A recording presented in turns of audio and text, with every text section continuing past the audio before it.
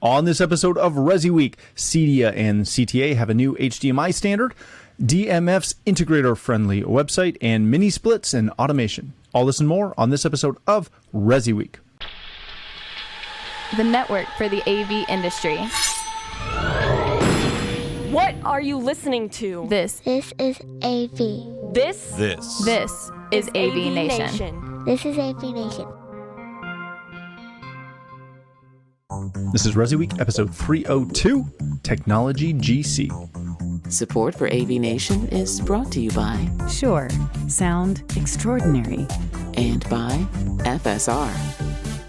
Welcome to this episode of ResiWeek. This is your weekly roundup of all the latest news and stories for the residential AV industry. I'm your host, Matt D. Scott for AVNation.tv. And this week, I'm pleased to be joined by two of my longtime friends. First, we have Miss Amanda Wildman. She is the co-owner of True Media Home. How you doing, Amanda? I'm doing excellent, Matt. Thanks for having me. Thank you so much for coming. Then we have my favorite Georgia fan, Jeremy Glowacki. He's the executive editor of Residential Tech Today. How you doing, Jeremy? I'm doing so well. My Georgia Bulldogs are undefeated, and this is the first time I've had the nerve to wear, Bulldog swag on a podcast because I didn't want to jinx them. They've got two really easy games coming up, and I'm not even worried about saying that. So here we go. Let's get it go all the way this year. You have an opportunity for once. We'll leave it at that. Otherwise, I'll get into too much trouble. All right, ladies and gentlemen, we're going to kick this off with a story that comes to us from CE Pro. CEDIA and CTA have new recommendations for best practices for HDMI systems upon the launch and all the fun stuff surrounding HDMI 2.1. Read through the story. Walt Zerbe from CEDIA wrote this article, and he covers a couple of just key points that come out of this white paper standards thing. It's if you go to cedia.net/standards, you can actually get it, and it's like 70 pages. So if you have nothing to do for the next 30 minutes or 2 hours, depending on where you went to school, you can read through it and be thoroughly enamored by the joys that are HDMI 2.1. Amanda, when you see this, when you look at this, one, kudos to CEDIA and the CTA for putting this together, because I don't think people pay enough attention to these things, right? They see the standards, they see the new version, they go, oh yeah, it does cool things. It does, 120 hertz with HDR and 422, and they have no idea what 422 means, and half the time they don't know what HDR means.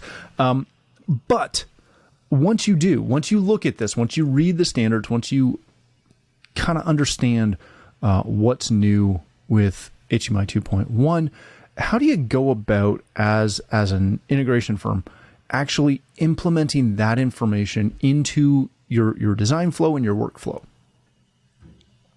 Well, that's a great question. And first of all, it's awesome that CEDIA is taking this on, because really there's been so much work that's been done in standards, especially since we've partnered with the CTA process.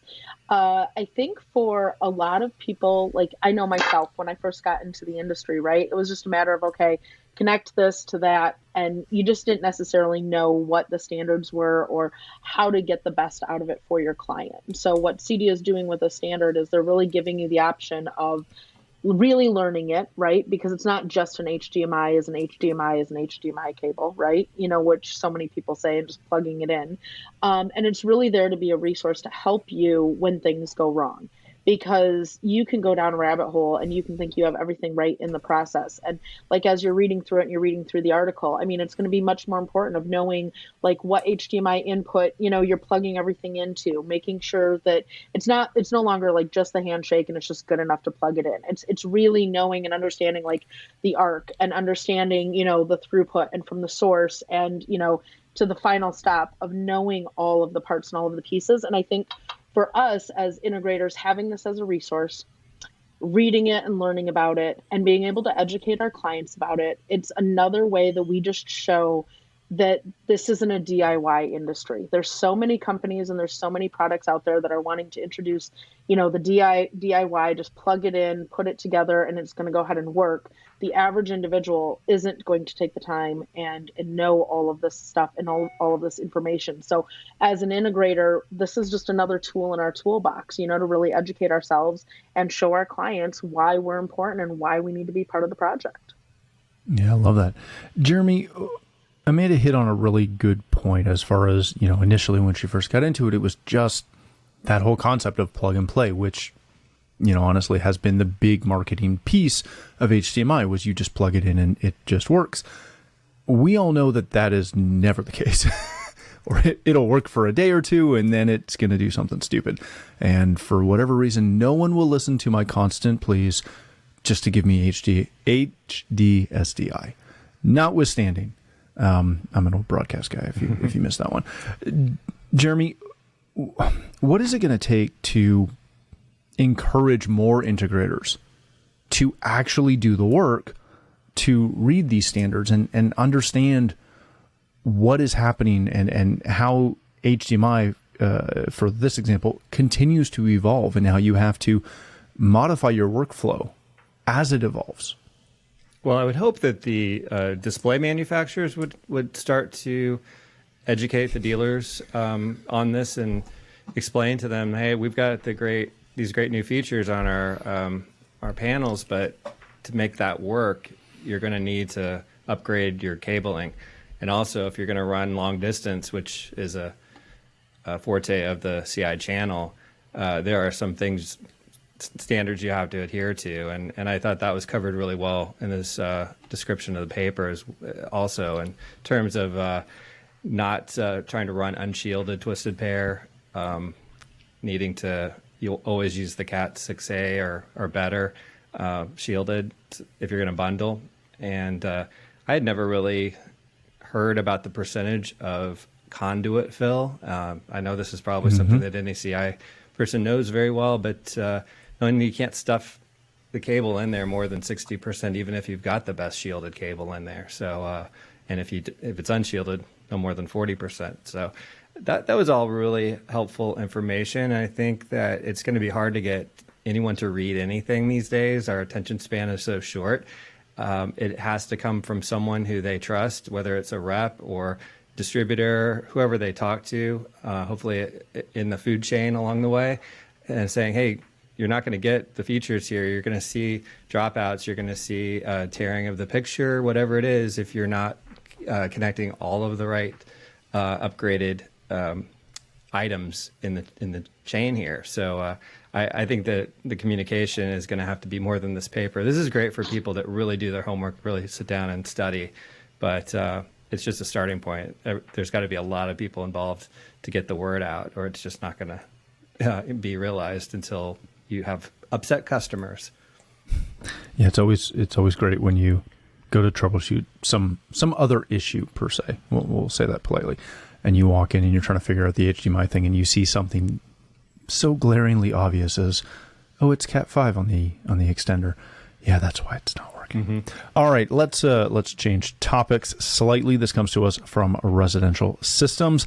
DMF Lighting has launched a new customer integrator focused website. They're calling it the perfect starting point for integrators who are interested in selling and offering DMF lighting. Go to the website. I ran around it a little bit this morning. It's a really cool site. It really highlights their DID series of fixtures and essentially how you can use those as an integrator.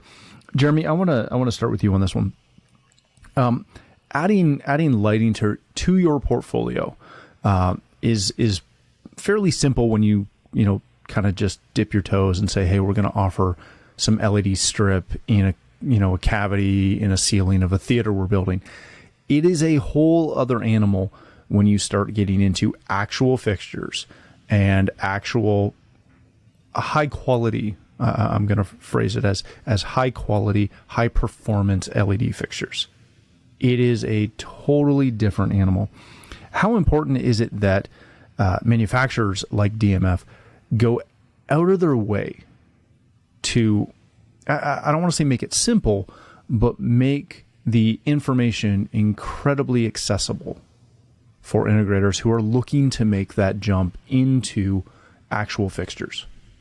I think it's very important. There have been some very good steps into this channel, and I think a lot of it has gone through the buying groups initially.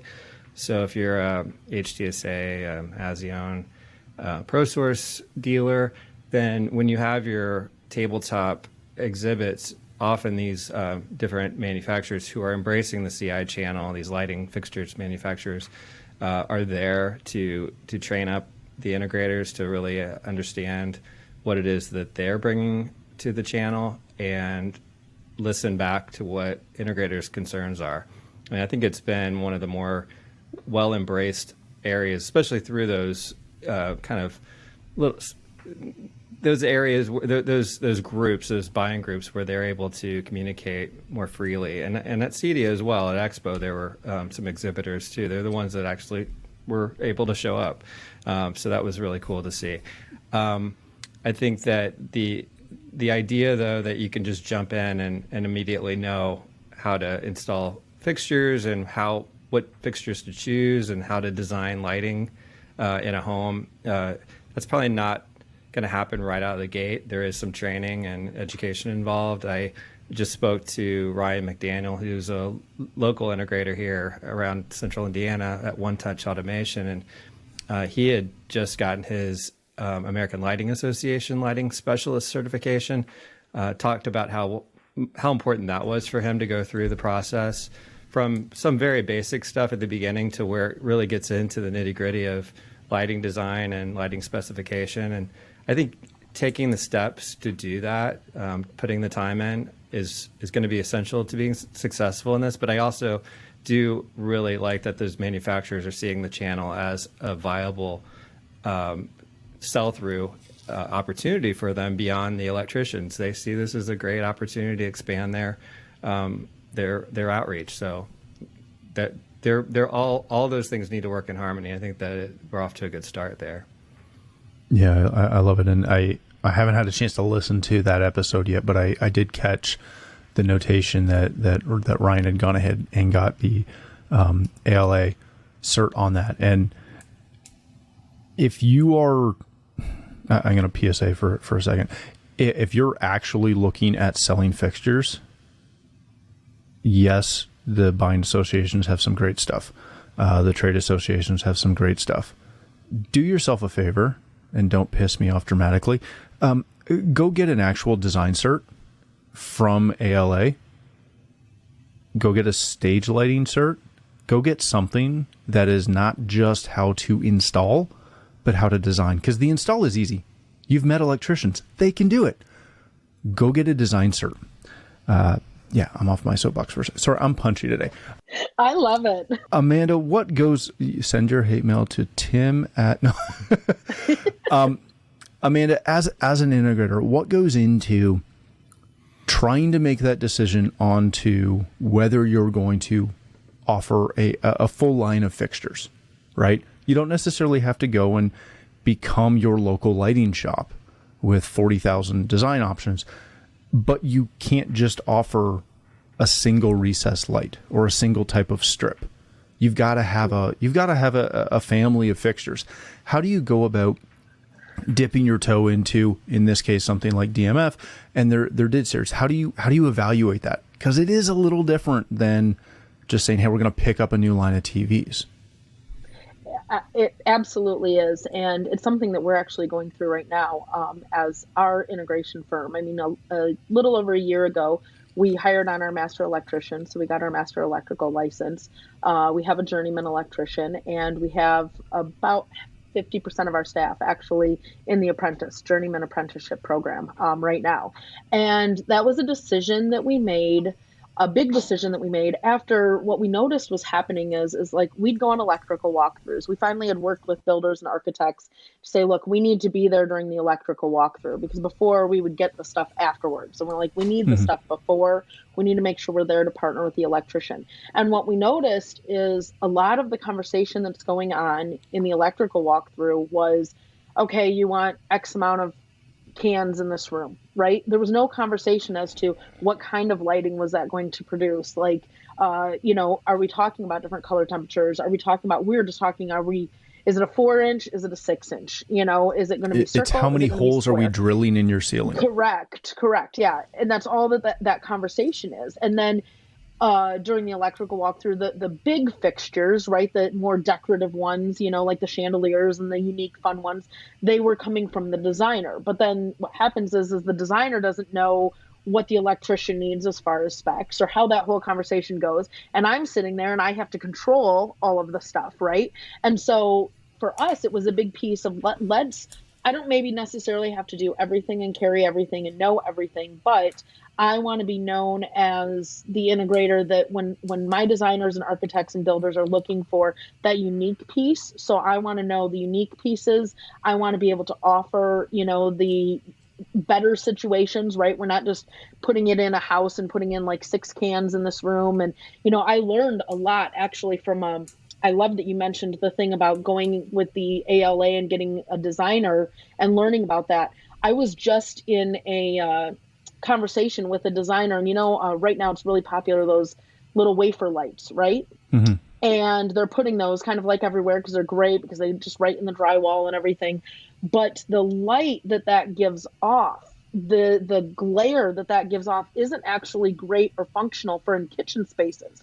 And a lot of electricians now are going because they're so easy, right? They're super easy installed. You don't have to put the cans and stuff, in the back, or in all of that kind of business. So they're easy. They're easy and cheap. Super, super cheap. But now if you look at a kitchen and you really see like a workspace that has those wafer discs and actually has the proper lighting. I mean, forget color temperature even, right? But actually has like a proper like lighting fixture. The difference is astounding, and so you don't learn that unless you start going into some of those design classes. And I think that's really the reason that these lighting manufacturers are coming and talking to us in the integrator channel is because there's nothing that we've done where we've just sold boxes and parts and pieces, right? We educate ourselves and we in turn educate our clients. And that I don't necessarily know happens all of the time in the electrical world. There are some, don't get me wrong, there are some that are great about it. But I think sometimes electrical walkthrough, like you said, it's how many holes are we going to put up in the ceiling and how many light switches can we smack on a wall? Even for us, it's a whole different concept of like putting lighting control because I still go to designers and you see all of on the blueprints and you've got like literally 10 switches and you're like, that is going to be so ugly because there's no walls, right? So I'm having to even educate them on the lighting control. Now we're taking it to that next step and we're educating them on what's available and what are options in lighting. Like, it's not just an LED strip. Do you want it to be a wall wash? Is it, does it need to be on an angle? Does it, need to color change? Does it need to change color in the temperature? Does it, you can't just stick it, how many of them just, when you just have it be a conversation about it's just an LED strip and you aren't educated on what it does, then all that the people do is look for the lowest price. All they're doing then is shopping price. If you aren't educated on what truly the difference is. And we need, our industry is geared perfect to be able to address that, work with that with clients. And I think that lighting manufacturers are becoming very aware of that. We're very much an industry that helps educate clients. And I think that they're going to see much better results by addressing and going after our industry. And it's great opportunity and great margins for our industry. Yeah, I agree. Before I go on another rant on that, although we're on the same wavelength on that one. Let's hit our last story of the day. This comes to us from a residential tech today. Mini split heat pumps and smart home integration. Go through this article real quick. Jay outlines essentially the increase in adaptation of your mini split heat pumps that are going into a lot of homes and a lot of additional locations, which is the biggest place where I know myself where we see them is in, add-on like additions or outbuildings or garages or any space where they finished it, but there was never any traditional HVAC run. that is the perfect application for a mini split. He covers where they're helpful, where they're sometimes a little bit more expensive than some other options, and then he touches on the smart home integration that can be done again with obviously your traditional HVAC, but also with mini splits. Amanda, when you see these, when you walk into either a newly renovated space that you're looking at, or if you see it on the print and you see that mini split, is that something that you're looking at fully tying into an automation package, or is that one of those situations where it's okay, we can add some smarts to this, but we may not make this a full aspect of an automation platform as you typically would your traditional forced air HVAC system? I think you're definitely seeing them far more. We're seeing them in outbuildings in Michigan. We're getting more and more, barns and outbuildings that people are building. And I think especially with COVID and everything that happened, people are being more conscientious of space. So setting up an office above like a garage space, maybe they had open space up above there that they never thought about during the building. So now that's going to be an office or, a space for kids for studying. So you're starting to see them far more often. And of course, with anything, if you can give the opportunity to your client to incorporate it and make it easier in their lifestyle, they're going to want to have it. I always tell everyone when we show up on a project, the best way to describe who we are is we're the kind of the technology GC. I'm not necessarily going to install all of, the fixtures, all of the things, I'm not going to install this mini split, but I want to control it. I want to know what that is and what piece that is. I'm not necessarily going to install your garage doors, right? But I want to control it because I want it to function and make other things happen. So I think that it's just one of those other ways that you have that conversation right up front with the builder of the importance of you being there and you being there early and being involved in the conversation.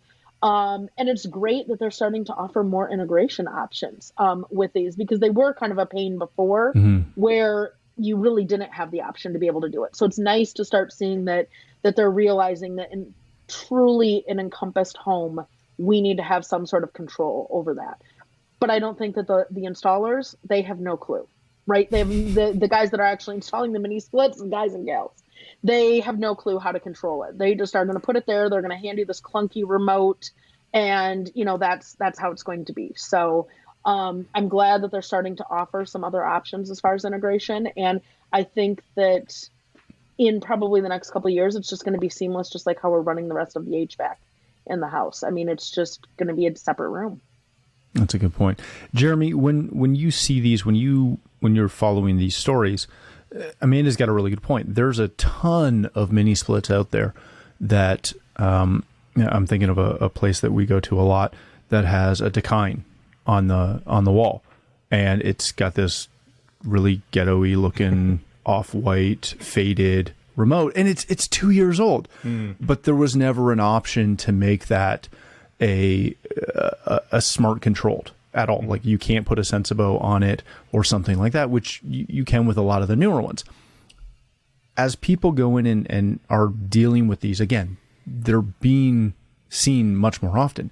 Is this one of those things where if you can control it, you say, awesome, we'll help you out. If it's outdated, you just don't even talk about it. Is that the best way to approach this? Yeah, I mean, I would imagine that's probably the case, and that's an unfortunate situation that I don't think that Jay really covered in this. He's mostly talking about new installations and using that Sensibo or the Ambi client. Was the other one that he was talking about, helping to get that integration. But this is a really interesting category for me. You guys are seeing this a lot out there in the field. I am not out there seeing them, but as soon as I received this article from Jay and I started editing, I'm like, oh, these are those things I used to see in like on European trips and things like that. That they were everywhere, and didn't understand why that was the case. So of course, they have difficulty probably running ductwork through the walls of these older buildings, and now you start to see them a lot more in restaurants and commercial spaces, at least around where I am, and it sounds like those outbuildings are a great use case as well.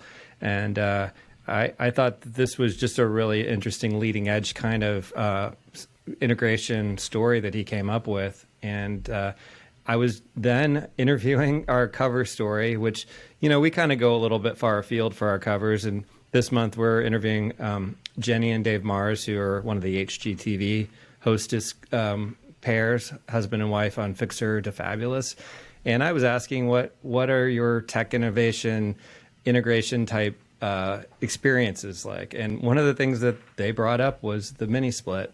It wasn't what I was looking for. I was looking for more like the AV side, but that was an innovation that they, as builders, as renovators, are really embracing. So it just kind of, in one little scenario, made me think, wow, this is really a thing. We've got to have an answer for it as a company or as an industry. So glad to hear this, at least for new technology, new versions of these mini splits. It's going to be a way to integrate, but on the old stuff, maybe you just have to kind of let it go, let it slide, unfortunately. Yeah, I like that. All right, ladies and gentlemen, let's leave it there. Thank you both so much for joining us. Jeremy, if people want to connect with you, learn more about residential tech today, where can they do that? Go to restechtoday.com and subscribe to the magazine. There's a free digital edition, or you can get the print edition for a nominal fee. And also register, sign up for our podcast, Residential Tech Talk, which we do once a week and talk to folks in the industry and from around the industry in the tech space, and have a really good time with that. That's fantastic. Thank you, sir. Amanda, if people want to connect with you, learn more about True Media Home, where can they do that? Anywhere online, you just look up True Media Home. So that's our website, truemediahome.com, or at True Media Home on every social channel, Instagram, Facebook, YouTube, TikTok. I'm going to get you to do a TikTok dance one of these days, Matt. Nope. Come on, it'll be fun. Nope. Nope. So anywhere online, or you can email me, awildman at truemediahome.com. And, any questions with the Cedia board as well. There's awildman at Cedia as well. Definitely the best email address of all time. It is. It totally is. Thank you again for joining us. If you'd like to connect with me, send me hate mail. You can do that at Matt D. Scott on Twitter and most other social platforms. But more importantly, please visit AVNation.tv, where you'll find this show as well as a wide variety of other shows with all the verticals that we cover. When you visit the website, please take a moment to check out our supporters. We are extremely thankful for their support and ask that you check them out as well. Thanks again for watching. That's all the time we have for this episode of ResiWeek.